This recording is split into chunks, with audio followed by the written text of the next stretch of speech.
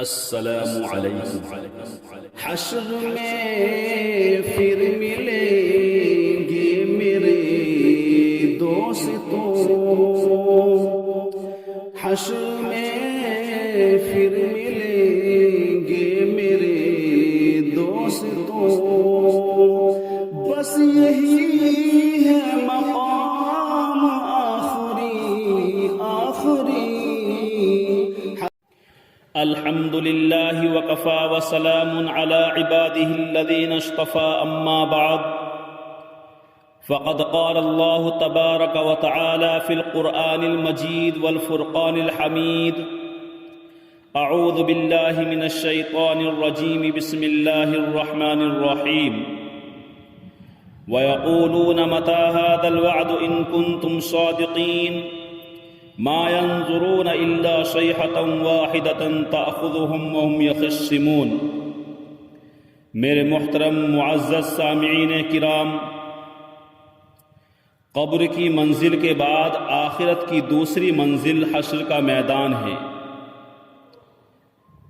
آخرت کی منزلوں میں سب سے پہلی منزل تو قبر ہے، لیکن قبر کی منزل کے بعد آخرت کی دوسری منزل حشر کا میدان ہے، جہاں ابتدائی دنیا سے لے کر انتہائی دنیا کے تمام انسان جمع ہوں گے۔ نفسی نفسی کا عالم ہوگا، کوئی کسی کا پرسان حال نہ ہوگا، سب کو اپنی اپنی پڑی ہوگی۔ حشر کا میدان اس وقت قائم ہوگا جب قیامت آئے گی، اور قیامت اس وقت آئے گی جب حضرت اسرافیل علیہ السلام سور پھونکیں گے، جیسا کہ اللہ رب العزت نے قرآن کریم کے اندر ارشاد فرمایا: وَيَقُولُونَ مَتَى هَذَا الْوَعْدُ إِن كُنتُمْ صَادِقِينَ مَا يَنظُرُونَ إِلَّا صَيْحَةً وَاحِدَةً تَأْخُذُهُمْ وَهُمْ يَخِصِّمُونَ فَلَا يَسْتَطِيعُونَ تَوْصِيَةً وَلَا إِلَىٰ أَهْلِهِمْ يَرْجِعُونَ۔ اور کہتے ہیں کب ہے یہ وعدہ اگر تم سچے ہو؟ نہیں دیکھیں گے یہ مگر ایک دہشت ناک آواز کو جو انہیں آ پکڑے گی، اور وہ آپس میں جھگڑ رہے ہوں گے، پھر نہ کوئی وصیت کر سکیں گے اور نہ اپنے گھروں کو واپس جا سکیں گے۔ میرے عزیزوں، قیامت کا منظر بڑا ہولناک ہوگا۔ کائنات عالم درم برم ہو جائیں گی، پہاڑ روئی کے گالوں کی طرح اڑتے پھریں گے، آسمان و زمین، چاند، سورج، ستارے سب ٹوٹ پھوٹ جائیں گے، ہر چیز فنا ہو جائے گی، اور ایک ذات واحد باقی رہ جائے گی، یعنی اللہ رب العزت کی ذات کے علاوہ کوئی بھی باقی نہیں رہے گا۔ اللہ تبارک و تعالی نے قرآن کریم کے اندر سورہ حج میں ارشاد فرمایا: یا ایھا الناس اتقوا ربکم ان زلزلۃ الساعۃ شیء عظیم یوم ترونها تذہل کل مرضعۃ عما ارضعت وتضع کل ذات حمل حملها وترى الناس سکارى وما هم بسکارى ولكن عذاب اللہ شدید۔ عزیز ساتھیوں، اس آیت کریمہ کے ترجمے سے پتہ چلتا ہے کہ قیامت کتنی بھیانک ہوگی، قیامت کتنی ہولناک ہوگی۔ حضرات، اس آیت کریمہ کا ترجمہ سماعت فرمائیے: اے لوگو، اپنے رب سے ڈرو، بے شک قیامت کا زلزلہ ایک بہت بڑی چیز ہے۔ جس دن اس کو دیکھو گے، بھول جائے گی ہر دودھ پلانے والی اپنے دودھ پلائے کو، اور ڈال دے گی ہر حمل والی اپنا حمل، اور تو دیکھے گا لوگوں کو نشے میں، اور حقیقت میں وہ نشہ نہیں ہوگا، لیکن اللہ تبارک و تعالیٰ کا عذاب سخت ہے۔ پھر دوبارہ سور پھونکا جائے گا تو سب زندہ ہو کر میدان حشر کی طرف چل پڑیں گے۔ دوبارہ سور پھونکے جانے کے متعلق اللہ رب العزت نے قرآن کریم کے اندر ارشاد فرمایا: وَنُفِخَ فِي الصُّورِ فَإِذَا هُم مِّنَ الْأَجْدَاثِ إِلَىٰ رَبِّهِمْ يَنسِلُونَ۔ اور دوبارہ سور پھونکا جائے گا، پس اچانک وہ قبروں سے اپنے رب کی طرف پھیل پڑیں گے۔ عزیز ساتھیوں، قبروں سے نکل کر میدان محشر میں جمع ہونے والے کس حال میں ہوں گے؟ بالکل ننگے، جسم پر لباس نام کی کوئی چیز نہیں ہوگی، حضرت عائشہ صدیقہ رضی اللہ عنہا نے فرمایا، اے اللہ کے رسول صلی اللہ علیہ وسلم، اس وقت تو بڑی شرم آئے گی کہ جب سب کے سب ننگے اور جسم پر کوئی لباس نام کی چیز نہیں ہوگی، سب ایک دوسرے کو دیکھیں گے۔ حضور صلی اللہ علیہ وسلم نے ارشاد فرمایا، اے عائشہ، الامر اشد من ان ينظر بعضهم الى بعض، وہاں ایک دوسرے کو دیکھنے کی فرصت کہاں ہوگی، معاملہ اس سے کہیں زیادہ سخت ہوگا کہ لوگ ایک دوسرے کو دیکھیں۔ یعنی ہر ایک انسان کو اپنی اپنی پڑی ہوگی، ہر ایک انسان پر نفسی کا عالم طاری ہوگا، یعنی اتنے بدحواس ہو جائے گا انسان، اتنا بدحواس ہو جائے گا کہ اس کو یہ بھی خبر نہیں ہوگی کہ تو کس حالت میں ہے، تیرے بدن پر، تیرے جسم پر کپڑا بھی ہے یا نہیں ہے۔ عزیز ساتھیوں، سورج بہت نزدیک آ جائے گا، اس کی گرمی اور تپش سے لوگ بدحواس اور پریشان ہوں گے، پسینے میں شرابور ہوں گے، لوگ اپنے اپنے اعمال کی مقدار پسینے میں ڈوبے ہوئے ہوں گے، کوئی ٹخنوں تک پسینے میں ڈوبا ہوا ہوگا، کوئی گھٹنوں تک، کوئی کمر تک ڈوبا ہوا ہوگا، کوئی منہ تک پسینے میں ڈوبا ہوا ہو۔ میدان حشر میں لائے جانے والے 3 طرح کے لوگ ہوں گے، کچھ پیدل لائے جائیں گے، کچھ سوار اور کچھ منہ کے بل۔ صحابہ کرام رضی اللہ عنہم اجمعین نے عرض کیا، اے اللہ کے رسول صلی اللہ علیہ وسلم، منہ کے بل کیسے چلیں گے؟ حضور صلی اللہ علیہ وسلم نے ارشاد فرمایا کہ جس ذات واحد نے انہیں قدموں کے بل چلایا ہے، پیروں کے بل چلایا ہے، وہی ذات منہ کے بل بھی چلانے پر قادر ہے۔ میدان حشر اس لیے قائم ہوگا تاکہ انسانوں کے اعمال کا حساب ہو کہ کس نے دنیا میں کتنے نیک عمل کیے، کتنے برے عمل کیے، کیا نیکی کی ہے، کیا برائی کی ہے۔ نیکی کرنے والوں کو نیکی کا پورا بدلہ دیا جائے گا، اور برائی کرنے والوں کو برائی کا پورا بدلہ ملے گا۔ کسی کے ساتھ ناانصافی نہیں ہوگی، کسی پر ظلم و زیادتی نہیں ہوگی، بلکہ اللہ رب العزت اس وقت میں ارشاد فرمائیں گے، فَالْيَوْمَ لَا تُظْلَمُ نَفْسٌ شَيْئًا وَلَا تُجْزَوْنَ إِلَّا مَا كُنْتُمْ تَعْمَلُونَ، کہ آج کسی پر کوئی ظلم نہیں ہوگا، اور جو تم لوگ کرتے تھے اسی کا بدلہ دیے جاؤ گے۔ ہر شخص اپنی اپنی فکر میں ہوگا، کوئی کسی کے کام نہیں آئے گا۔ رشتہ دار اور اعزاء اقربا، دوست احباب بھی منہ موڑ لیں گے۔ وہ لوگ جو دنیاوی زندگی میں ایک دوسرے کے ہمدرد اور خیرخواہ بنتے تھے، غمخوار بنتے تھے، وہ بھی ساتھ چھوڑ دیں گے، اپنے قریب بھی نہیں آئیں گے۔ ہر شخص ایک دوسرے سے بھاگے گا۔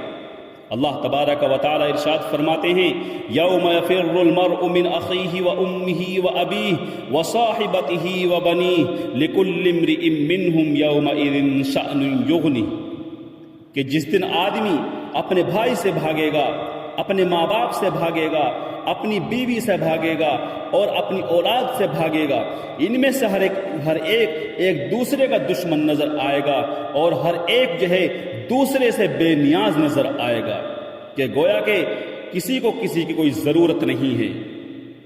دوست دشمن بن جائیں گے، اپنے پرائے ہو جائیں گے، اور ایک دوسرے سے یوں بھاگیں گے جیسے کبھی کی کوئی جان پہچان نہیں ہو، جیسا کہ کبھی کسی کی کوئی جان پہچان نہ ہو، اس طریقے سے دوستو ایک دوسرے سے الگ تھلگ ہوں گے۔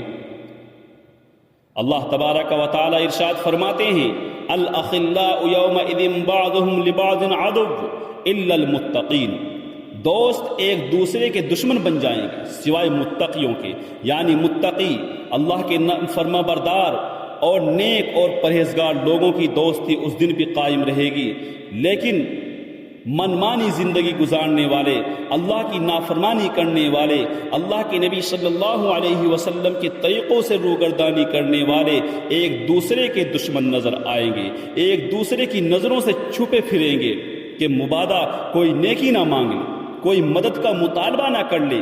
وہاں ہر ایک اپنے اعمال کا خود جواب دہ ہوگا، دنیاوی خوشامد سفارش کا وہاں کوئی نام و نشان نہیں ہوگا، انسانوں کا ایک ٹھاٹے مارتا ہوا سمندر ہوگا۔ ہر انسان کے تمام اعزاء اقربا، سارے رشتہ دار، سب دوست احباب، سارے چہیتے اور دلارے وہاں موجود ہوں گے، مگر پھر بھی ہر انسان خود کو اکیلا اور تنہا محسوس کرے گا۔